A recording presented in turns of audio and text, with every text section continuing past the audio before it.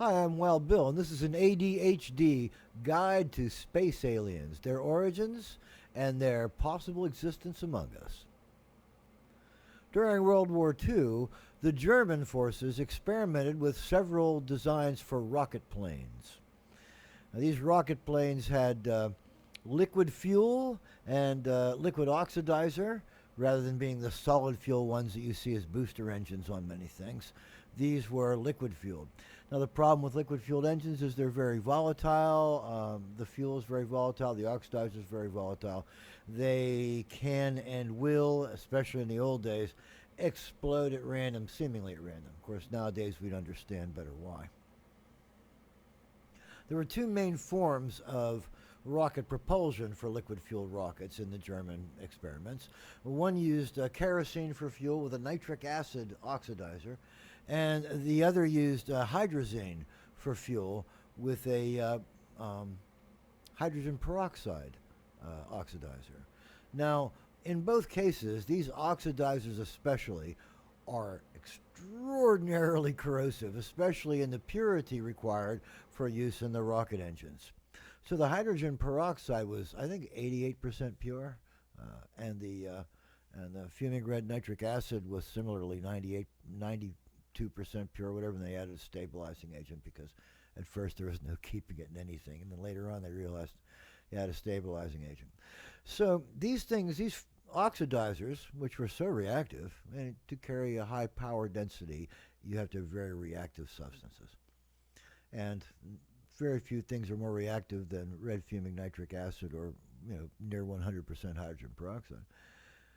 Um, these things were so reactive that they had to be kept in glass tanks at the time because the metal technology of the time did not allow for making fuel tanks or oxidizer tanks out of a metal that could resist red fuming nitric acid or very high percentage purity hydrogen peroxide. So these glass tanks were wrapped in metal bands, and they had protection of some kind. But the problem was these were experimental aircraft, and experimental aircraft don't have complex systems except for the one you're testing, in this case rocket engines.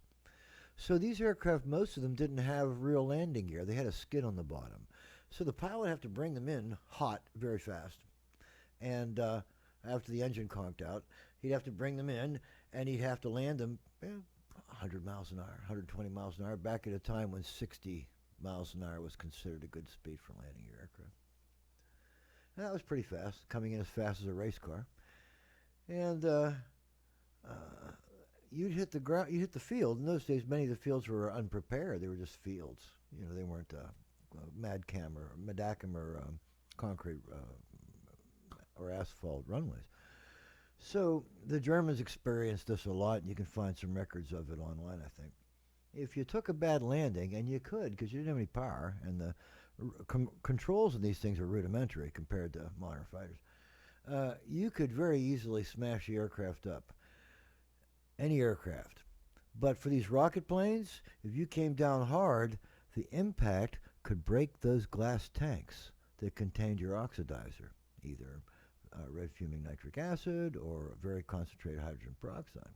The kind of stuff that makes your skin foam, well, this is concentrated so it lifts your skin right off and dissolves it. So when these tanks would break from a hard landing, that fluid would wash straight forward into the cockpit. And guess what's in the cockpit? The pilot. He's dressed in a silver suit, a protective suit. You've seen him before. So he gets washed over by, let's say, red fuming nitric acid. Psh. And by the time the emergency crews get to the cockpit and they bust it open and they haul him out, he starts to be carried away in a stretcher. And here he's got, because the nitric acid has melted his skin away, it looks like he's got long, skinny fingers and a very big, bald head and big, dark holes where his eyes should be, and a tiny little face in a silver suit. Does that sound like a gray space alien to you? Because that's exactly where it came from. Don't have to postulate extraterrestrials, don't have to postulate a whole system of biology that we have never even conceived of. We can't even conceive of stuff that we don't know because we only know so much. And beyond that, you can't improvise. If you don't understand how that chemistry works, it's hard to approach it. So no space aliens. Interstellar aircraft? No.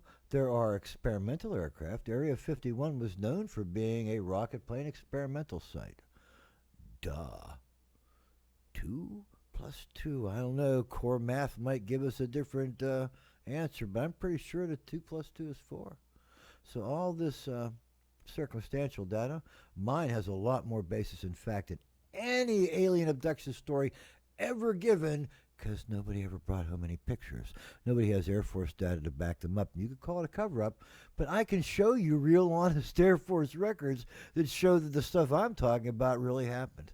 So there's your gray aliens. There's your aliens being carried away from a wreck. There's your wreck being scooped up because it's got titanium and it's got hydrazine motor maybe, and the hydrazine motor is very highly poisonous. They got to clean the area up. They got to like scoop in Marines and do all that stuff to get it all cleaned up. And probably a couple guys in suits to check out and see if any of the people knew anything about it.